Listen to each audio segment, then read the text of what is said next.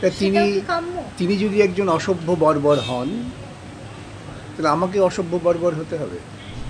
উনি তো রুচি অনুযায়ী প্রচুর চিটফান্ডের টাকা খেয়ে লাফালাফি করেছেন, ওকে চিটফান্ডের কারণে গ্রেপ্তার করা হয়েছিল, তোকে বিভিন্ন কথা বলেছেন। তো প্রত্যেক মানুষই তার নিজস্ব রুচিভিত্তিক আচরণ করে।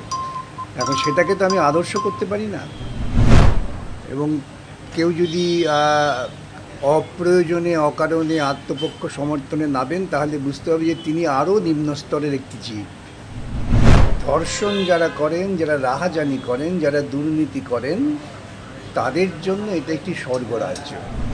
স্যার, একেবারে রাজ্য রাজনীতিতে এখন তরজা, অর্থাৎ যে বিষয় নিয়ে এখন রাজ্য রাজনীতি উত্তাল বলা যেতে পারে, মীনাক্ষী মুখার্জি এবং কুণাল ঘোষ। মীনাক্ষী মুখার্জি একবার প্রকাশ্য সভা থেকে কোট আনকোট শুয়োরের বাচ্চা বলে আক্রমণ করলেন, নাম না নিয়ে। কি বলবেন? আপনি তো এই বিষয়ে পোস্টও করেছেন ফেসবুকে। দেখুন, আমি সবসময় বলি, আজকে নতুন না, ইতিপূর্বেও যখন যে সমস্ত রাজনৈতিক নেতারা অশুভ অশোভন শব্দ ব্যবহার করেছেন, তখনও আমি নিন্দা করেছি, এখনও করছি। রাজনৈতিক নেতাদের তাদের শব্দচয়নটা অনেক বেশি পরিশীলিত হওয়া দরকার। এটা কোনো ব্যক্তি বিশেষে নয়, এটা সাধারণ সকলের ক্ষেত্রে প্রযোজ্য।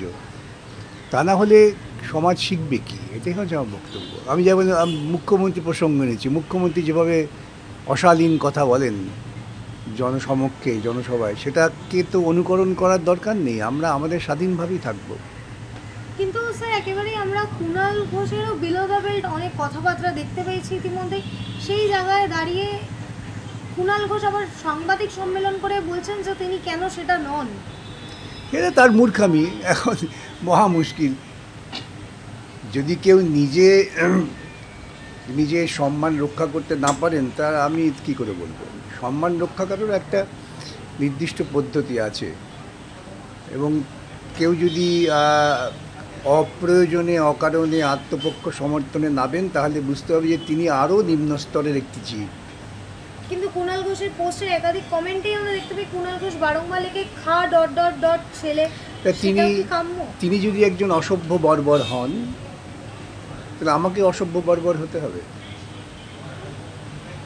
তৃণমূলের নেতারা যে কথা বলতে পারেন, ওদের মুখে যে কথা সাজে, সে কথা কোনো সভ্য আচরণ সম্পন্ন মানুষের মুখে সাজে না। মীনাক্ষীদের এই কথা নিয়ে আপনিও ফেসবুকে একটি পোস্ট করেছেন, আমরা ইতিমধ্যেই দেখতে পেয়েছিলাম। আমি কোনো ব্যক্তির কথা নিয়ে বলিনি। আমি সাধারণ সভ্য ভদ্র আচরণের প্রেক্ষিতেই বলেছি। আমি এখনও বলি, আগেও বলেছি, আগামী দিনেও বলবো যে আমাদের শব্দ চয়নটা অনেক বেশি পরিশীলিত হওয়া দরকার। আমি তো বলছি, কুণাল ঘোষ একটি নিম্ন স্তরের জীব হতে পারেন। এখন সেই নিম্ন স্তরের জীবকে আমি আদর্শ করে কি আমি আমার মানটা নামিয়ে আনবো? এটাই প্রশ্ন। কিন্তু স্যার, ওখানে তো কোথাও কুণাল ঘোষের নাম প্রথমত মেনশন করা সেটা হয়নি। কারো নাম মেনশন করা না করা এগুলো সমস্ত অপ্রয়োজনীয় বিষয়। কিন্তু সেই জায়গায় কুণাল ঘোষ বারংবার সেটা আবার বলো, কুণাল ঘোষ যদি একটি নিম্ন শ্রেণীর জীব হন, তো তার হয়তো কথা বলাতে তো আমার পক্ষে অসম্মানজনক মনে হয়। কুণাল ঘোষ রীতিমতো হুঁশিয়ারি দিয়েছেন যে সামনাসামনি বসে কথা হোক, কে কার বাচ্চা দেখা যাবে। তো ভালো কথা, ওর রুচিতে কি আমরা চলবো নাকি? উনি ওর রুচি অনুযায়ী যা কাজ করছেন করুন, সেটা আমাদের করতে হবে নাকি? উনি তো রুচি অনুযায়ী প্রচুর চিটফান্ডের টাকা খেয়ে লাফালাফি করেছেন, ওকে চিটফান্ডের কারণে গ্রেপ্তার করা হয়েছিল, তোকে বিভিন্ন কথা বলেছেন। তো প্রত্যেক মানুষই তার নিজস্ব রুচিভিত্তিক আচরণ করে। এখন সেটাকে তো আমি আদর্শ করতে পারি না।